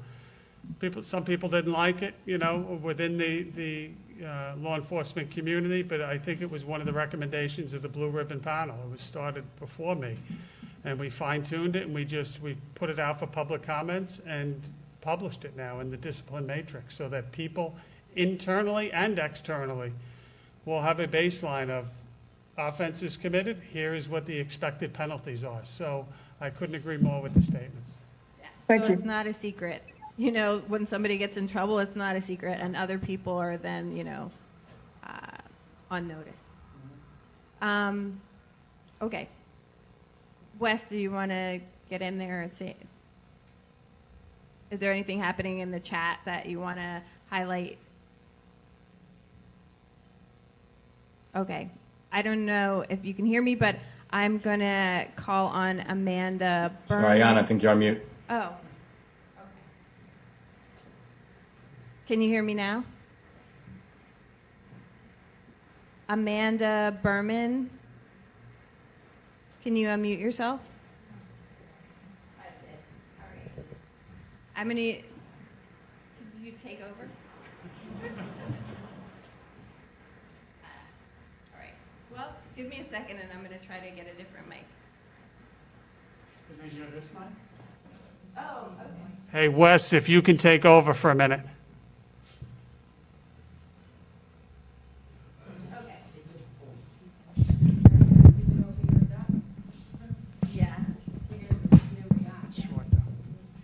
Can people hear me now? All right. All right, wonderful. Thank you. Technical difficulties, life in the age of remote. So I want to ask Amanda Berman, if you can, to unmute yourself and share. And because I have the mic now, we probably won't get as many responses from the dais because, just germs. Okay? So Amanda. Okay, thank you so much. Good evening, everyone. So I'm the director of the Red Hook Community Justice Center, which is a community court that works at the intersection of community and government institutions. And one of the things that we work toward is elevating community voice throughout the justice system. So my question pertains to issues of race and how to address historical trauma and structural racism in institutions, including in law enforcement. And some of you may be familiar with David Kennedy's model from the National Network for Safe Communities. One of their initiatives worked with law enforcement leadership in a few different cities around the country to create a kind of truth and reconciliation process that brought together residents and law enforcement leadership to have really honest conversations about the history of policing and race and the impact on communities, especially communities of color. And I think part of what makes that process really powerful is that law enforcement is publicly and explicitly acknowledging what their uniform represents and the role that they, or maybe not they individually, but as a force have played in perpetuating some of the harms that communities continue to be scarred by even today. And so, and then of course from there talking about how to move forward and repair and heal that harm. So I'm wondering if there is any discussion of engaging in a process like that. Would NYPD ever be open to engaging in a process like that to try to move forward with our residents and communities who have been impacted by the history of policing in our city and in our country? Thanks, Amanda. I think you're asking, if there's a restorative process that the NYPD would want to engage with the community. Right. Hi, Amanda. Good evening. Good evening. Great question. I've worked with David Kennedy personally. I was chief of domestic violence and looked at many of his recommendations. We also currently have in place ceasefire, which was also recommended by David Kennedy. With that being said, we're very open to every and anything, and that's what this listening session is about, and I thank you for that. But we've actually conducted, I can just think of several actual, not structured maybe the way that David has his structured, but we've always had community engagement. And I could tell you, being a precinct commander and a borough commander and working in the city and the borough of Queens, which is one of our most diverse boroughs, I believe, probably in the world, I've had several discussions surrounding that. So it is something that goes on in the police department, but we'll definitely look at David's philosophy and see if it's something we could be doing better. Thank you. I just want to double check and make sure that people can hear me again. So if you can, Samira Razika on Zoom. Yes, hi, good evening. Hi. I would love, before anything else, I would love just everyone to think for a moment what it means to live in the city without police. I did. I came from Sarajevo, Bosnian city, some of you know about. We had a war, and during war, we had no police whatsoever. I can't even think about that again and anymore. It was just worse than those grenades and everything else that was thrown on the city. In the middle of night, you have someone banging on your door, and there's no 911 to call anymore. So let's not take police department for granted. I know most of you or all of you don't, otherwise you wouldn't be here tonight. And let's see how can we help this, I would say, process of healing that I would say not only that that very tragic incident and many more brought, but also COVID. Again, back to Bosnian War, everything rolled down the hill when we got economic crisis, when we got political issues and everything else. So what I do over here is special ed. I work with the children with severe disabilities, with severe behaviors. And I feel a lot of our police officers are just like me, first-year teacher, which I was 15 years ago. You are guys called in to deal with all different issues, and you have no training. And you have no one to lean on. You don't have behavior coaches, you don't have psychologists, anyone to help you. I admire you just, for doing your job. So God bless you. And now, moving forward, let's see how can we, which I know absolutely this is exactly what you're doing, and this is exactly why you are here with us tonight. How can we improve our New York Police Department? What I would suggest is employing more experts in different subfields, I would say, like behavior coaches. What do you do when you are called a single mother Sunday night and she's dealing with bipolar teen? I know there are tons of services in New York City, but it's very hard for mother to navigate them. And youth doesn't want to accept those services. So it really has to be you guys who will then help those helpless parents to get those drug addict or whatever, those youths. Youths are, again, the biggest concern. Little kid, parents can still do something about. Adults, on their own, good luck to them. But those are kind of those individuals that we can still do something about. Gotcha. So again, how can we get behavior coaches and all those experts to help New York PD? Thank you. So thanks, Samira. Let me recap. That was a lot. I don't want to forget that you expressed a lot of gratitude for the work that the police officers are doing, that you understand it's a hard job, and that you have this unique perspective working with severely special kids who have severe needs, that having the right kind of training makes all the difference. And so you're asking that there be some subspecialties and some additional training to support the police in those kinds of interactions. And I also want to note that you pointed out that, right now we're entering another tough time as the COVID numbers go up, as the economy is going to start to respond to, what's happened so far. And so you just wanted to acknowledge that we're in for, a potential tough time, and we're only going to get on the other side of it by working together, supporting the police and each other, and getting through it. So I think that was it. I don't know if there was a different question, but I appreciate your comments. I want to also go back to Zoom to Rafael Cortina. Rafael, if you're there, we would love to hear from you. Rafael Cortina. Yes. I wanted to know what here in the city, in New York City, what is NYPD?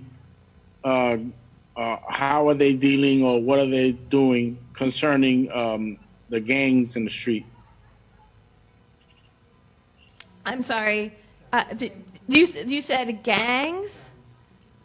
Yes, street gangs. Okay, street gangs. Rafael, I think we've had a couple of questions about gangs in the chat and throughout the night, so I don't know if there's anybody who wants to speak to what's being done to address street gangs right now. Okay.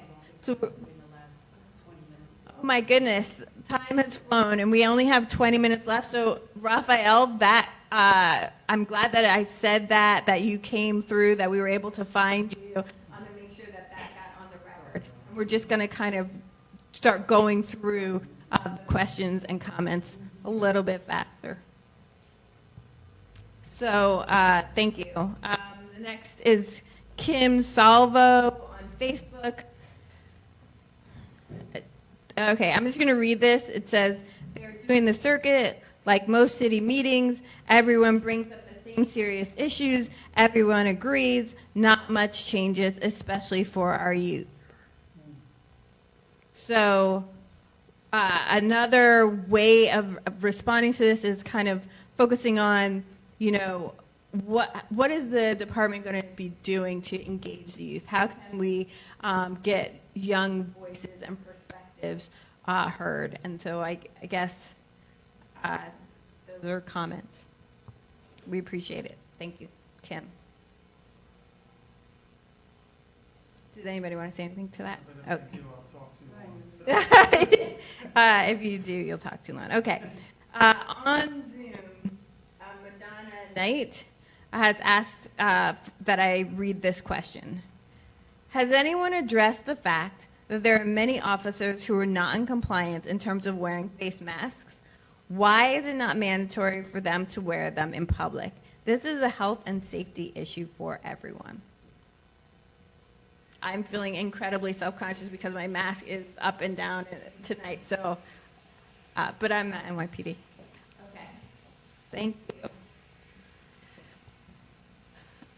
Michelle Argus on Zoom. Thank you very much. It seems like the NYPD are the only ones that people want to be held accountable. When are the criminals, which are shooting innocent people, going to be held accountable? When are people going to start understanding that police officers are there to protect us and are continuing doing hard work amid all the tension and the hostility that has arisen over the last few weeks and months? Thank you. Thanks, Michelle. We haven't really had that perspective aired tonight, and I appreciate you for doing that.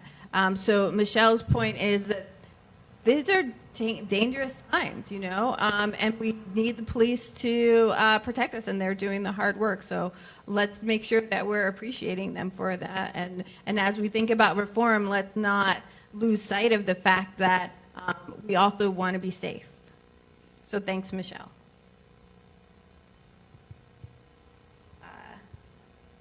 Back in Zoom, Julie Vega.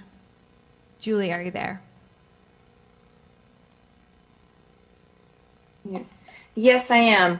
I'm from the 66th precinct, and we have sector meetings every month where we meet with our officers. We know who's in charge. We know what's going on in our neighborhoods, where we can voice our opinions. I don't know about the rest of you, but this seems to be working for us. I think that people don't realize when the police officer leaves his house in the morning, he doesn't know if he's going to come home alive at the end of the day. You want him to protect you against criminals. You want them to, go at polling sites. You want them to protect you against COVID. You want them to handle mental illness situations. I mean, what are they, Superman? I mean, people are trying as best as they can. Yes, there should be some reforms made, maybe to do more training dealing with psychological issues. But as far as I'm concerned, I think they're doing a damn good job. Okay, I really do. And I feel like this has been an ambush against the police officers tonight. Because I know that if I would be in a situation, in a dangerous situation, I would be very happy to see a man in blue standing in front of me. So, thank you for your time. Did anybody want to say anything to that? Okay, so just so from the dais, thank you, Julie. Thank you for that perspective. Alicia Boyd. Hi, can you hear me? Okay, yes. Thanks, Alicia. My name is Alicia Boyd, and I represent a community group, an activist group called the Movement to Protect the People. And for the last 5 or 6 years, we've been fighting massive rezonings in this community. And every time we have a community board meeting, we have the police show up. Sometimes more police show up than residents in the community. They come, they surround us, they threaten to arrest us, they intimidate us. We filed petitions, we filed complaints. And yes, this behavior has continued. It's a way of using the police department to suppress the community's right to be able to voice their opinions at a public meeting.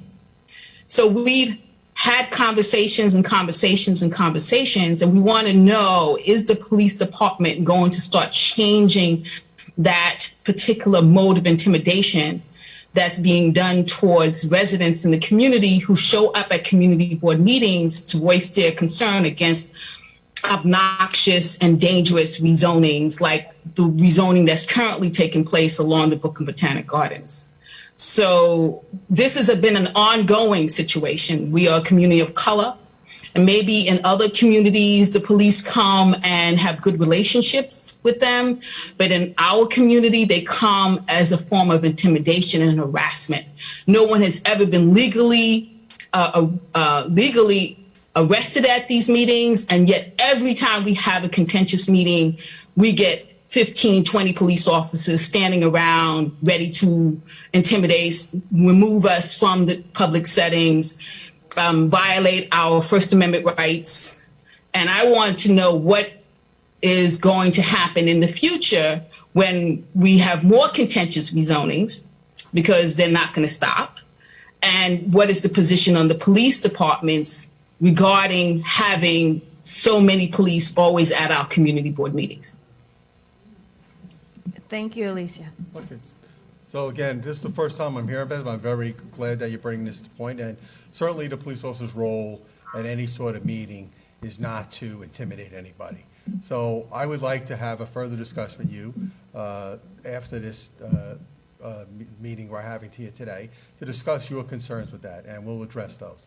So our role, again, is not to intimidate. Our role is to keep the peace so everybody can respectfully express their opinions at whatever meeting that they're at. So I promise that we will work with you in the future to address your specific concerns. Does that work for you? She can't unmute herself. But okay, But we heard your point loud and clear, and we will work with you to address your concerns. In terms of her specific concerns, yes, but in terms of the larger idea about, the police's role in that kind of community engagement and internal community conversation, that gets a little heated. It does. When you have opposing views, certainly at different meetings, and depending on what meeting she's referring to, it's usually controlled by somebody who's running that meeting. So their concerns also, and we want everybody to be able to express their opinions there. But so any kind of meeting like that, we're not there, and we apologize if that was what you're experiencing, but we're not there to intimidate people at a meeting who want to express their opinions or anyway. All right, thank you. So your job is not to intimidate or influence. No, exactly. Thank you very much. Back in Zoom, Ajoa Jones. Ajoa Jones. Hi, can you hear me? I can hear you, yes. Okay. I think this has been brought up by some folks before, but I was interested in the introductory remarks. There was a comment made about some of the internal conversations that have been happening specifically around issues of race, and that those have been emotional, very powerful. And I was curious to hear a little bit more about that. In particular, we're living in the city and the nation a real time of reckoning, specifically around issues of race. And I'm wondering to what extent internally, so not as much, these kinds of meetings that are about opening up a forum and hearing from different community stakeholders, but I'm interested in hearing more about internally what conversations and reflections have been happening around recognizing issues of systemic racism, the legacy of white supremacy in this country, and the relationship between, for example, the institution of slavery and the institution of policing, and also prisons. There's a very direct history there. And I'm wondering, and it seems to me that we can address kind of the consequences of that history and how that shows up in all these different kinds of ways. But that if we're interested in real systemic change, that those that are a part of the system, and recognizing that it's a very, there's all kinds of people who are policemen and policewomen in this day and age, but the history of the institution is very particular, and I'm wondering to what extent those conversations have been happening, and what it's been like, if they are happening, what it's been like to really confront that history and that legacy. Thank you so much. I didn't catch the name, but thank you for the question. Yeah, so I'll tell you, probably about 3 or 4 months ago again, it's right, Alanya, what a year it's been, and I'm losing track of the months, but I got an email one day. I'll tell you a brief story, and the email was from a civilian employee of the NYPD, an African-American woman, and she basically had a little bit of criticism for me. She's not the first person. A lot of people have criticism for me. And I looked at the email, and we emailed back and forth, and then we were thanking each other, and I said, you know what, I want to talk to you. And she came to One Police Plaza that day, and we had a deeper discussion. And to me, it kind of just resonated. I forget what I was doing that day. And I believe, I hope I don't have it backwards, but I think that was the beginning. Do you know, Danielle, if that was the beginning of the race forms in the NYPD? That's what we were referring to. So we have an office of, one of the callers earlier today was, talked about equity and inclusion. We have an office of equity and inclusion. It's headed by Tanya Meisenholder, who does a really good job. And in the aftermath of all this going on, we started race forums, and they're continuing to this day. That's what we call them. And it's essentially Zoom conference calls with members of the NYPD telling each other their stories. And there's really no rules other than be courteous and say what you have to say. I'll tie that into this. We are talking more than ever. When you look at the NYPD, on the uniform side, we're over 50% minority. When you look at the civilian side, though, it's drastically more. And then when you take them together, we are an incredibly diverse agency of roughly 54,000 people. We come from all over the world. We speak 80 languages. You better not believe for a second, and I think we've all been guilty of this. You get stubborn and you have tunnel vision on, this is what I think. This is what I think policing should look like. This is what I think. How dare that person not understand that I'm the right one here? Move 3 feet over and look at it from their perspective. And that's what I think the strength of these race forums has been. Hearing each other, seeing each other a little bit more, knowing what everyone's journey has been. You mentioned institutional racism and slavery, and those are the discussions that we're having now. It's never a bad time. It's the perfect time to be having them. That's why we're on this call tonight.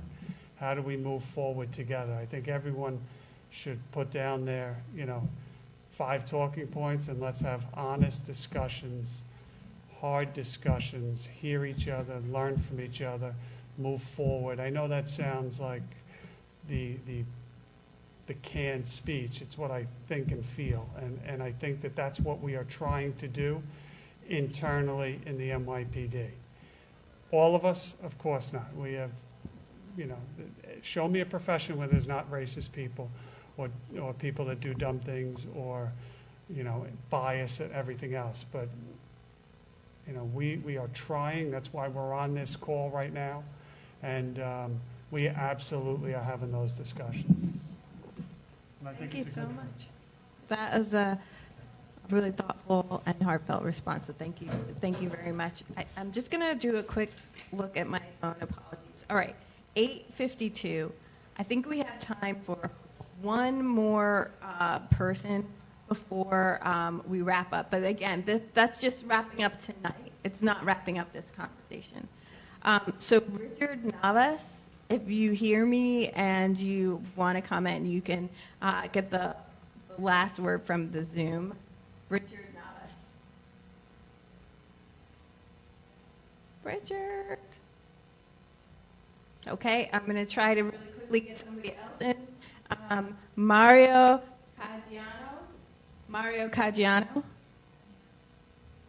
Mario, you there? Hello. Great. Yeah, you can hear me? You can hear me? Yes, I can hear you. Okay. I'm a New York City educator, for 25 years. In the past 7 years, I've worked I'm also on the community board and chairman advisory board.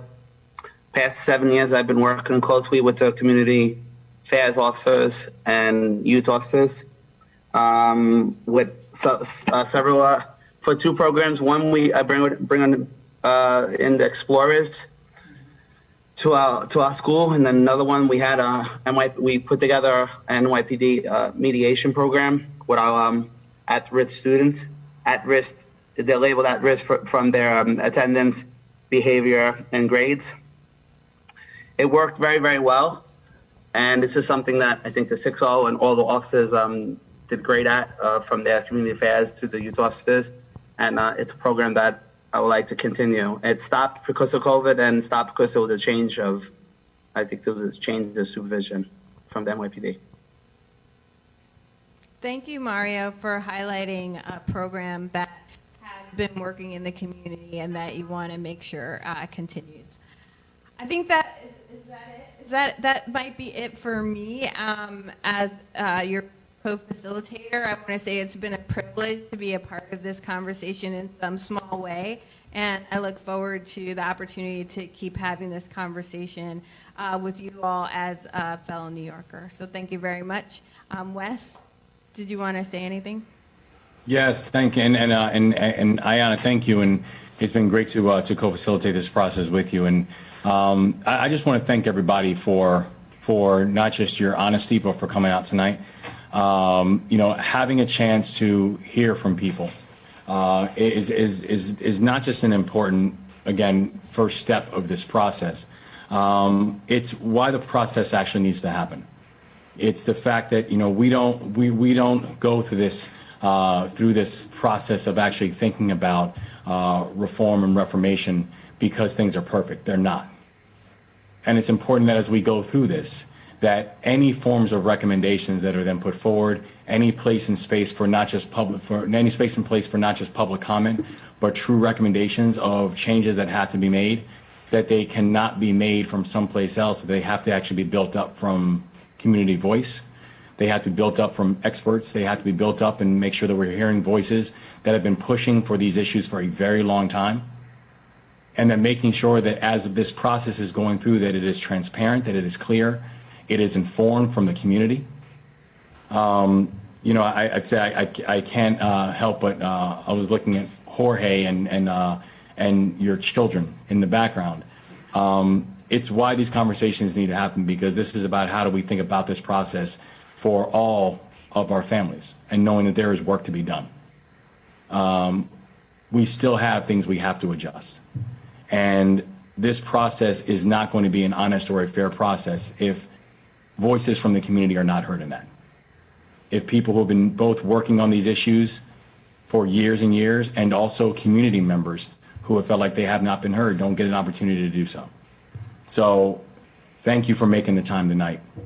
Thank you for providing the space for us to be able to make sure that everything that happens with this process is going to be informed by the people who it needs to be informed by, which is the community.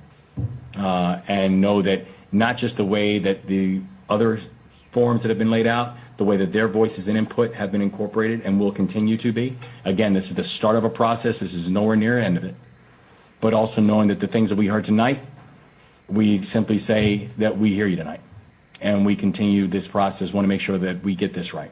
So again, thank you to Ayanna. Thank you for all y'all for showing up tonight. And we're looking forward to the next steps as well.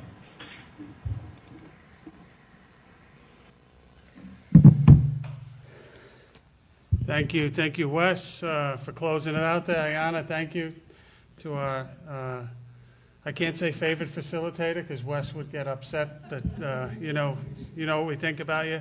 To Jennifer, to Arva, to our interpreters here, thank you for what you do.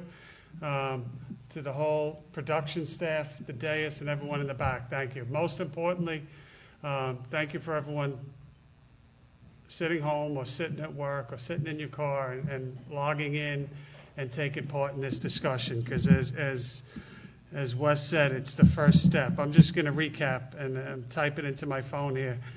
Some of the topics that were raised tonight And I know we have staffs and we have people that are really doing this and really collating all of these sessions, but this is just me on my phone. We started, I think, talking about electioneering. Councilman, I see you there. We talked about Borough Park. We talked about police officers living where they work. We talked certainly about racial profiling, and race was the theme, the current that ran through most of, or much of what we spoke about. We talked about picking assignments, borough commanders, and Juanita and I had something to say there on the side about that. Bail reform, discipline, union involvement.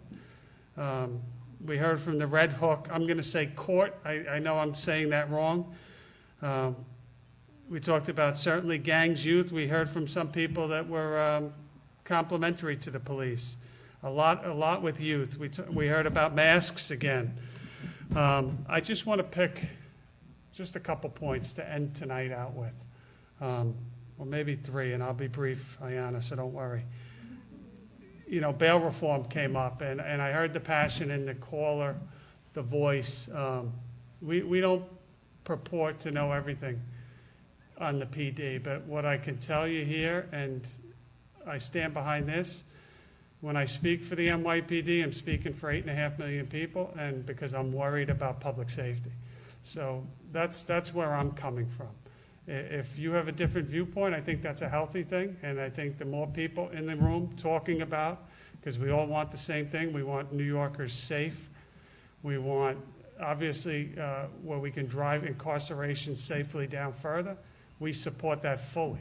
The bail reform premise, when it first came out, leveling the playing field, publicly every time I said we're 100% for that. Nobody should be sitting in jail because they don't have money in their bank account. So one positive, hopefully, coming out of this. How do we all sit together, people with different viewpoints, to accomplish what we all want, a safer, fairer city, so that we can accomplish everything we need. That's what I would say on bail reform. It's not dig your heels in and my way or the highway. It's, there's some issues, and we can safely correct some of these issues and accomplish everything I think that pretty much everyone wants. On the Red Hook court, I kind of was reminded of that, and I apologize because I know you didn't say court in your title. Justice Center, thank you. Thank you, Juanita. I think one of the frustrations from the law enforcement side is knowing what we know at times, and knowing the crimes we respond to and the victims that we see, and the perpetrators, unfortunately, of some of these crimes and how they game the system. Again, I think the advantage here is what we can do together, whether it's passing off at-risk kids to provide mentors, for us telling you what's really working so you can tailor programs that actually work more effectively. I think the strength here is different parts of this very complicated criminal justice system working together. So that's two positives I think I would like to pull away from tonight. And on the youth, I'll finish. The youth came up many times. What are we doing about gangs? We're doing a lot about gangs. Probably, Juanita, you're right, too much to say in closing this Zoom session out. But at the heart of gangs, I would say, kids don't want to join gangs. Kids don't want to be under threat of arrest. They certainly don't want to see themselves and their friends shot and in jail. That is at the heart of everything that we are trying to do. There is so much good that we are already doing, police officers across this city every day. You may not always hear about it, but believe me, they're doing it in terms of working with kids, mentoring kids, whether it's at 127 Penn, whether it's in Baisley Pond Park on the weekend, whether it's on a fishing trip, a hiking trip, sports leagues that we're setting up.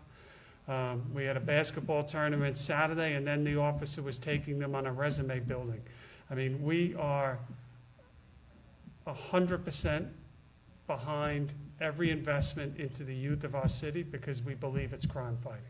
And if we don't get this right, we're going to be dealing with this, with the gangs, the shootings, and everything else. So, Wes, Ayanna, thank you again for the I couldn't agree more. This is the beginning. That was a bit of a tangent there, but this is why we do what we do, and I think it's important that you know that and hear that as well. God bless everyone. Stay safe, and we'll see you at the next one.